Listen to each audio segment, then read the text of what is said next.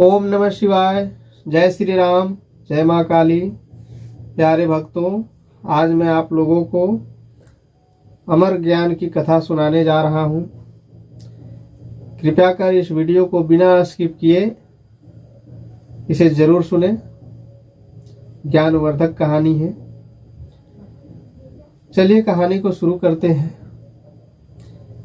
त्रेता युग की बात है। कैलाश पर्वत पर मैया पार्वती भगवान शिव के साथ प्रातः भ्रमण कर रही थी। शिव बड़े प्रसन्न थे। अचानक से मैया पार्वती ने भगवान शिव से कही, स्वामी, आप बड़े ज्ञानी हैं, जन्म मरण मोह माया के बंधनों से परे हैं। इन सभी बंधनों से छुटकारा पाकर मैं सदैव आपके साथ रह सकूं, ऐसा ज्ञान मुझे दीजिए। मैया पार्वती की इच्छा पर भगवान शिव ने मुस्कुराए और बोले, ठीक है, मैं तुम्हें वह ज्ञान अवश्य दूंगा, किंतु इसके लिए कोई ऐसा एकांत स्थान खोजना होगा जहां हम दोनों के अलावा कोई तीसरा न हो। मैया पार्वती और भगवान शिव दोनों ही हिमालय में ऐसे स्थान खोजने लगे। घूमते घूमते उन्हें उत्तरी हिमालय में एक स्थान मिला। वह स्थान विशाल गुफा की तरह था। दूर दूर तक वहां किसी प्राणी का चिन्ह तक नहीं था। भगवान शिव को वह गुफा पसंद आ गया। मैया पार्वती के साथ भगवान शिव उस गुफा में चले गए। आशा के विपरीत उस गुफा में कुछ पंछी दिखाई दिया। इस गुफा में ऐसा भगवान ने सोचा नहीं था कि इस गुफा में भी कोई जीव होगा, लेकिन वहां पाया कि कुछ पंछी वहां पे स्थिर हैं, बैठे हुए हैं। तो उस पक्षी को देखकर मैया पार्वती उदास हो गई। तब भगवान शिव ने मैया पार्वती को इस मनोदशा को देखकर भगवान समझ गए कि मैया इसे यहाँ देखकर उदास हो गई है। तब भगवान शिव ने वहीं पर बैठकर अपने सांसों के द्वारा अपने ही अंदर वायु को खींचना शुरू कर दिए। ऐसा करते ही दूर दूर तक फैली प्राणवायु भगवान शिव अपने अंदर सिमटने लगी। प्राणवायु के अभाव में यहाँ रहने वाले सभी प्राणी निचले प्रदेश में चले गए। अब पूर्ण एकांत पाकर मैया पार्वती ने संतोष की सांस ली।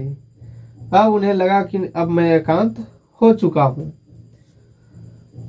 तब भगवान शिव बोले, अब यहाँ हम दोनों के अतिरिक्त और कोई नहीं है। मैं तुम्हें यहाँ अमर ज्ञान का उपदेश दूंगा।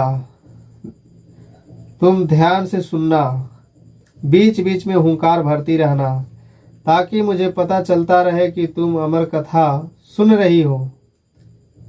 ज्ञान देते समय मैं समाधि में रहूंगा। मैया पार्वती ने इस बात की स्वीकृति दे दी।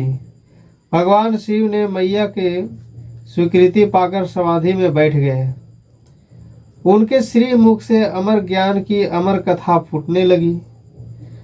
सारी गुफा दिव्य आभा और सुगंध से उभर उठी।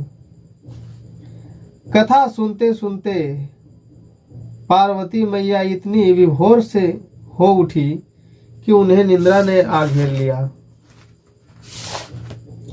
कब नींद आ गई पता ही न चला। अमर कथा समाप्त हुई तो भगवान शिव की समाधि टूटी। देखा कि मैया पार्वती गहरी निद्रा में सोई पड़ी है। उस स्थिति को देखकर भगवान शिव चकित हो उठे। उन्हें जगाया। कुछ पूछने ही वाले थे कि मैया पार्वती ने क्षमा याचना भरे स्वर में कहा, प्रभु, आपके श्री मुख से कथा सुनते सुनते इतना आनंद आया कि मैं न जाने कब मुझे नींद आकर घेर लिया कि मैं सो गया। मैं पूरी कथा नहीं सुन पाई। मैया पार्वती जी की इस बात को सुनकर भगवान आश्चर्य में डूब गए। भगवान बोले, कथा कहते कहते मैं बीच बीच में हुंकार सुन रहा था और मुझे लग रहा था कि तुम कथा सुन रही हो। तुम सो गई थी, तब अंत तक हुंकार भरता रहा कौन? अगर तुम सो गई थी तो अंत तक कौन हुंकार भर रहा था? इस बात को सुनकर मैया पार्वती भी चौंक उठी।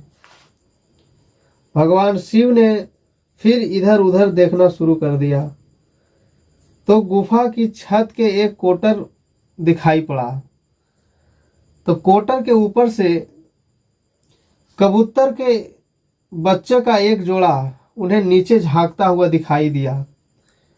बहुत सीमित प्राणवायु की वातावरण में उन कपोत शिशुओं को देखकर शिव को आश्चर्य हुआ। उन्होंने सोचा कि ये कोई मायावी जीव है जो कपूत शिशुओं के रूप में अमर कथा सुन रहे हैं। भगवान शिव ने कुपित होकर पूछा, कौन हो तुम? इस वेश में यहाँ क्या कर रहे हो? कबूतर के बच्चे में से एक बच्चा ने बोला, भगवान, हम यहाँ इस कोटर में अंडज रूप में थे। जब आपने यहाँ के प्राणवायु को अपने अंदर समेट लिया तो मेरी माँ यहाँ से उड़ गई। हम अंडे से बाहर निकले तो आपकी अमर कथा यहाँ गूंज रही थी। इस कथा के प्रभाव से हम में इतनी शक्ति आ गई कि कथा सुनते हुए हम हुंकार भरते रहे। प्राणवायु के अभाव का हम पर कोई असर नहीं हुआ। कबूतर की इस बात को सुनकर भगवान शिव प्रसन्न होकर बोले, तुम अमर कथा के सच्चे पात्र थे जो पूरी कथा सुन सके। तुम दोनों अमर हुए। इस स्थान पर जहां किसी अन्य जीव का रहना मुश्किल होगा, उस स्थान पर भी तुम सही से रह पाओगे, निवास कर पाओगे। इतना कहकर भगवान शिव और मैया पार्वती वहां से चले गए। पर वहां गुफा में पार्थिव शिवलिंग बन गया। पार्थिव शिवलिंग जो बना वो हिमलिंग का बना, बर्फ से बनना शुरू हो गया। उस गुफा में, उसी गुफा आज की डेट में अमरनाथ गुफा के नाम से प्रसिद्ध है। आज भी ये दोनों कबूतर अमरनाथ की गुफा में कभी कभी देखने को मिलता है। ये कथा समाप्त हुआ। अगर आपको कथा अच्छा लगा हो मेरे वीडियो को लाइक करें, सब्सक्राइब करें। ओम नमः शिवाय।